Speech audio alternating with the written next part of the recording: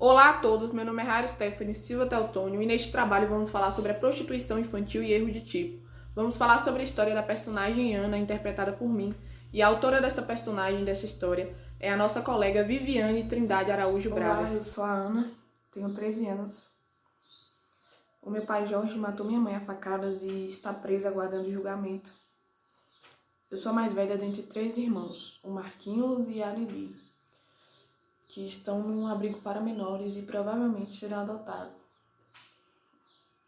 Naquela noite fria e temporal, eu consegui fugir dos conselheiros tutelares da minha cidade. E desde então vivo entre becos e vielas, quartinhos gotejantes, quando eu e outras meninas conseguimos pagar. Eu sou assessorada pela dona Grisalda, a megera, mas é ela que me consegue clientes. Faço programas, inclusive para homens mais velhos, uns até gentis, outros nojentos e outros monstruosos. Eu não gosto desse trabalho, mas é como a dona Grisalda disse, eu preciso sobreviver. Olá pessoal, tudo bem? Meu nome é Bárbara e aqui, como integrante do grupo, eu vim trazer um exemplo. Digamos que um homem maior de idade deseja ter relações sexuais e algum envolvimento sexual com uma jovem de 14 anos. Essa jovem pratica academia, esportes, tem bastante massa muscular, uma determinada estatura. Não aparenta ter essa idade de 14 anos, mas o ato sexual acontece. Vale lembrar que esse consentimento é lícito, tanto o consentimento quanto o ato sexual entre esse homem mais velho e essa mulher, essa menina de 14 anos, essa mocinha de 14 anos. O ato e o consentimento são lícitos, mesmo dela para com um homem mais velho, acima de 18 anos. Só que esse ato acontece erroneamente. Então, sobre ele recai o erro do tipo. Por quê? Porque devido à sua aparência, ao seu comportamento, ele não tinha noção de que ela realmente tinha essa idade, que seria a menor de 14 anos. A Lei 12.015 de 2019 encaminha esse agente para o artigo 217 do Código Penal, onde ele vai responder penalmente. Por quê?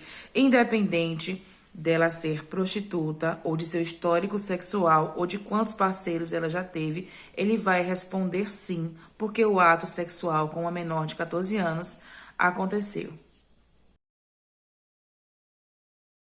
No Brasil, a prostituição infantil é mais comum nas camadas mais pobres dos grandes centros urbanos, nas capitais e, em especial, no Nordeste, onde tem o turismo sexual, onde são recrutadas crianças de ambos os sexos para satisfazer desejos de pedófilos advindo de todo o mundo, principalmente dos Estados Unidos e da Europa. Dados do Ministério da Justiça mostram que a prostituição infantil está presente em todas as capitais brasileiras e em muitas das grandes cidades do país, sobretudo as do litoral nordestino, e entre os principais fatores estão a pobreza e o turismo sexual. Na lista estão todas as capitais brasileiras, mas a maior parte dos municípios com exploração sexual de menores está no interior, em municípios de 20 a 100 mil habitantes. Segundo o site Sempre Tops, que tem suas fontes de pesquisa, o Ministério Público, a exploração sexual infantil está presente em 16,88% dos municípios. O estudo mostra que o quadro é mais grave no Nordeste. Em 32% das cidades, a exploração sexual de crianças e adolescentes, seguindo o Sudeste com 25,7%, e depois, respectivamente, vem as regiões Sul, com 17,3%, Centro-Oeste, com 13,6% e Norte, com 11,6%. A região Sul registra 162 cidades com exploração sexual, com 49 no Rio Grande do Sul, 57 em Santa Catarina e 56 no Paraná. Entre os estados onde a situação pode ser considerada mais grave estão São Paulo, com 93 cidades citadas, Minas Gerais, com 92 e Pernambuco, com 70 cidades. No Rio de Janeiro, foram detectados 33 municípios com casos de crimes sexuais. A pesquisa identificou 4 tipos de crime. Foram contabilizados 764 episódios de prostituição, 143 de tráfico de menores, 44 de pornografia e 37 de turismo sexual. Se, por um lado, a prostituição ainda faz parte da nossa realidade, vale a pena destacar também alguns avanços que ela teve, né?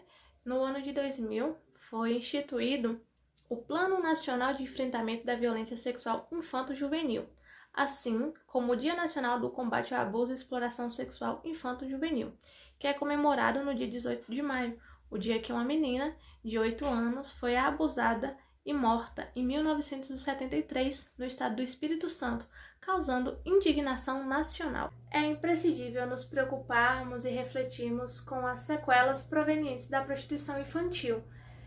A criança, ela se torna frágil, psicologicamente abalada, traumas psíquicos e transtornos são ocasionados devido a essa vulnerabilidade social, o que é justificável com o descaso que o poder público tem em relação à assistência social. Contudo, não podemos direcionar a prostituição infantil somente à pobreza. Tem a dependência química, onde muitas vendem os seus corpos para adquirirem drogas. Além do turismo sexual, tem a exploração sexual. Muitas crianças são vítimas de exploração sexual, onde exploradores, aliciadores, roubam a sua infância e a sua inocência.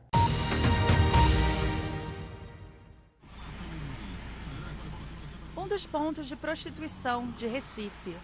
Jovens buscam clientes, faça chuva ou faça sol, todas vestidas como mulheres maduras. Mas algumas são meninas que mal chegaram à puberdade.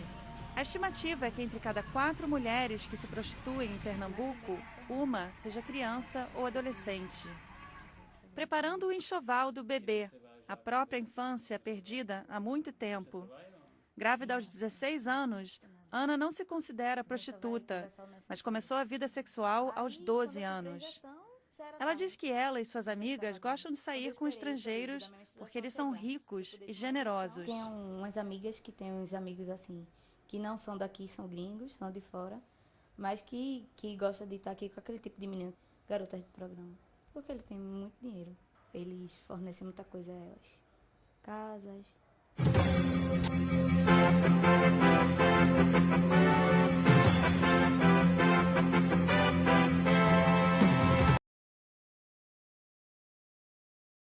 Olá, meu nome é Vitor, né? Então, como você viu na reportagem, são vários casos de prostituição infantil, vários lares perdidos, várias infâncias destruídas, né, por esse ato praticado. Então, no próximo vídeo eu vou falar sobre os casos verídicos, entre eles está um de Nelson Narim, que foi ex-deputado federal, que foi condenado por estupro e exploração sexual de crianças e adolescentes. Então, venha comigo e vamos acompanhar isso. Condenado em primeira instância por estupro e exploração de menores, Nelson Narim. O caso Meninas de Guarulhos começou a ser investigado desde 2009, né? De acordo com a denúncia, os réus mantinha e explorava sexualmente crianças e adolescentes entre 8 e 17 anos em uma casa, né, localizada no distrito de Campos, em Guarulhos. O lugar era mantido com as portas e janelas trancadas, sempre sob vigílias armadas, e as vítimas eram obrigadas a consumir droga. Segundo o Ministério Público, as crianças chegavam a fazer 30 programas por dia, absurdos. E após as negociações, as vítimas eram levadas de carro até os clientes para realizar os programas em diversos motéis e alguns hotéis da cidade. Segundo o MP, as crianças e adolescentes eram submetidos a fazer todos os atos, né, práticas sexuais, como os atos libidinosos e conjunção carnal. E em alguns casos, as crianças iam para casa com o nariz sangrando por causa de consumo de cocaína. E pelos programas realizados, né, ele recebia comidas e drogas, e em alguns casos, né, recebia uma parte do valor pago pelo cliente. E vamos lá mais detalhes deste caso. E ao todo foram 14 condenados pelos crimes de quadrilha armada, estupro de vulneráveis e exploração sexual de crianças e adolescentes. E alguns estavam foragidos, outros foi tudo preso, né? Então vamos mais detalhes desse caso novamente. E dia 27 de outubro de 2016, né, Nelson Narim foi solto após o habeas corpus, né? Lamentável e difícil de acreditar sobre isso, né, gente? Para vocês mais um caso, né, onde a Polícia Civil prende 7 em combate a crimes de exploração sexual. Foram encontradas adolescentes grávidas e vítimas entre 6 a 16 anos numa casa de prostituição localizada no centro de Belo Horizonte, né? E os investigados são pai, padrasto, ex-namorada das meninas dos casos. A mãe da vítima era doméstica na casa do autor. As prisões aconteceram em virtude de mandado mandatos de prisão. 2 dessa prisão foram em flagrante. O homem de 22 anos, ex-namorado da vítima, tinha fotos íntimas da adolescente no celular e do dono de um prostíbulo onde a adolescente de 15 anos foi localizada. Atualmente é isso que acontece no nosso país. Várias crianças são abusadas, vários lares destruídos e várias infâncias perdidas. Lamentável isso, né, gente? E nem todos os monstros vivem debaixo da cama. Pode ser um brinquedo, pode ser uma testemunha de um abuso sexual. Mais de 600 crianças são vítimas de abuso sexual todos os dias. E se você presenciar ou for vítima de abuso sexual, diz que sim e denuncie.